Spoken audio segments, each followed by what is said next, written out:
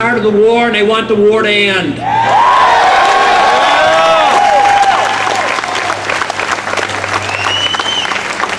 You know, when they brought up the subject of going to war many, many years ago, but when it was debated to a degree in 2002, I served on the International Relations Committee, and I insisted that they debate and decide whether or not they should go to war. So I brought up the amendment to substitute the bill and say, look, if you want to go to war, declare war, but you can't go to war just by reneging your responsibilities and delivering it to the president. You know, and I made them vote on it. Nobody voted for it. They didn't want the responsibility. And yet what they told me at the time was that part of the Constitution was anachronistic. We didn't follow it anymore. That is our problem that we face today. There's too many parts of the Constitution that the various groups have just decided not to look at. The Congress doesn't pay attention to some parts. The judicial branch doesn't pay attention. The executive branch doesn't pay attention. And therefore, we don't have much left. We have a good Constitution. We probably had the greatest document, the contract between the people and the government.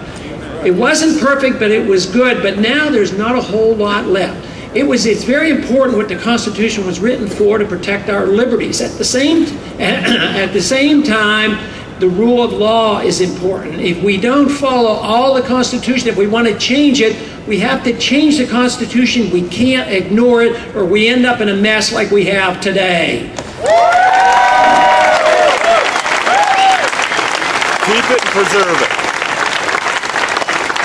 You know, the campaign has been going quite well. The numbers are growing. The fundraising, as you heard, did quite well in the third quarter. We raised over $5 million.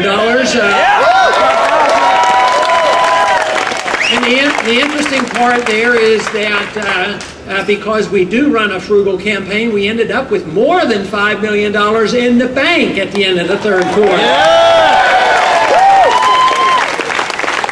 But the number of supporters are growing. There's a prairie fire going on there. The message is spreading. We do our job, and we're best we can to spread the message, but the truth is that people like you have been spreading this message. The message is being spread, and fortunately the word of mouth now has some little tool called the internet. It's fantastic. But the great part about the crowds, and it's a little dark tonight, but I imagine this crowd is the same, we bring a lot of people together from different categories. I mean, we have a lot of Republicans come to our rallies. We have a lot of people. We have a lot of people who used to be Republicans coming to our rallies. We have a lot of independents coming to our rallies. And we have moderates coming to our rallies. And we even have some Democrats coming to our rallies. And on a rare occasion, we have a few anarchists still show up too. So, right there.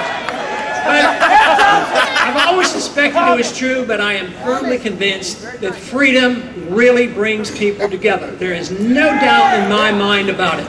Because a society that is dedicated to individual freedom and individual choices, it's non-confrontational. It is built on tolerance. It means that we're not judgmental. We don't tell people how to run their lives. It's up to them. As long as they don't hurt people, if they want to hurt themselves, actually there's no way government can protect you from yourself. But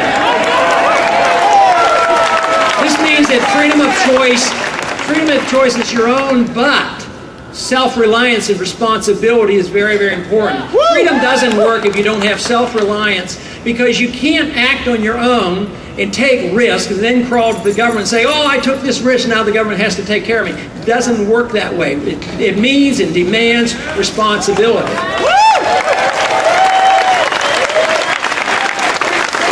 It also means that you have freedom of choice how you want to lead your life. You know, it's generally recognized, but even though not in a very good manner, that freedom of speech, which you read and write and things, we should be protected.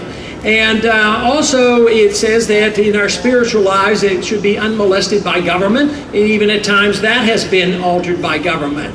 But one area where I think our government has slacked off on, and there's not a very good understanding, is if we permit people in a free society to put into their minds studying philosophy, and this to me, and studying religion, which can be very, very dangerous when you let people have freedom of choice, and we allow people to follow their desires on developing their spiritual lives, why is it that we've accepted this notion that government tells us everything that we can do with our own bodies? I don't understand that.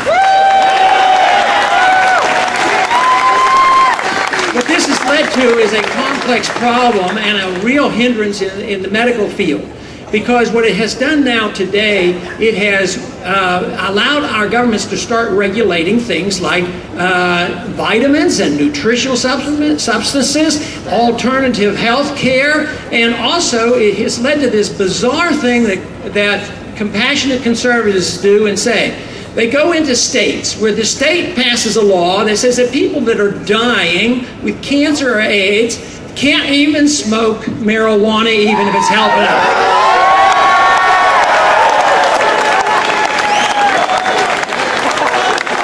Fire one up, Ron. Well, the first thing is they shouldn't violate they shouldn't violate the state laws, and the other sense is people should have freedom of choice. That's what this country is all about.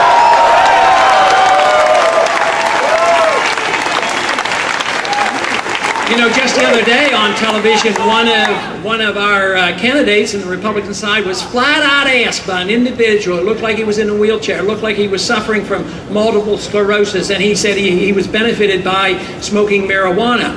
And he asked one of the candidates, and he said flat out, he didn't use the words, but his answer essentially said, "I'll still arrest you. I don't believe that you're allowed to do that."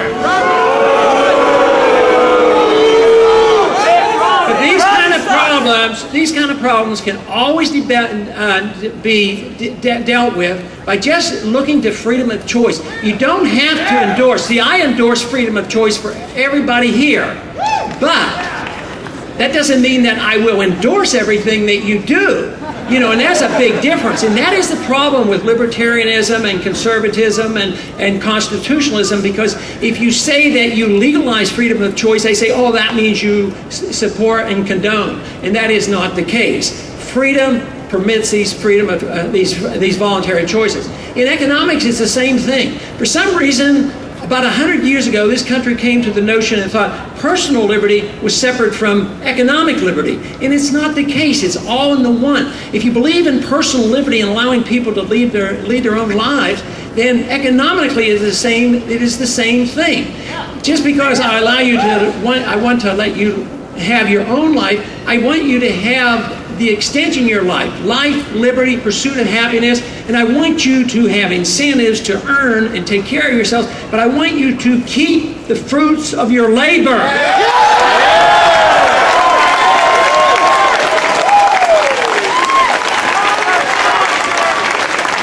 Now that is the greatest incentive in the world. Now if we had that, you know, there'd be a few minor changes that we would have to make in Washington, like repeal the 16th and get rid of the IRS.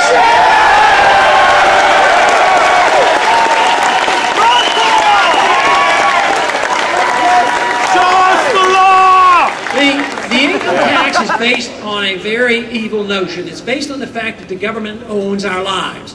Even if the tax is only 1% or 2% or 3%, it says the government owns 100% and they allow you to keep a certain percent. That cannot stand in a free society. Another issue that demonstrates the government owning lives comes with the military draft. The military draft is anti-liberty. It's based on the fact that if they need more soldiers to fight wars that are undeclared and unnecessary, if they need the troops, that they will have to call up a certain group of individuals. Today they're talking about that again. Today they're talking about bombing Iran. That means the spreading of the war. That is why there's a lot at stake, and also I think that is the reason that the young people are rallying to the cause of liberty and limitation of government power by the Constitution.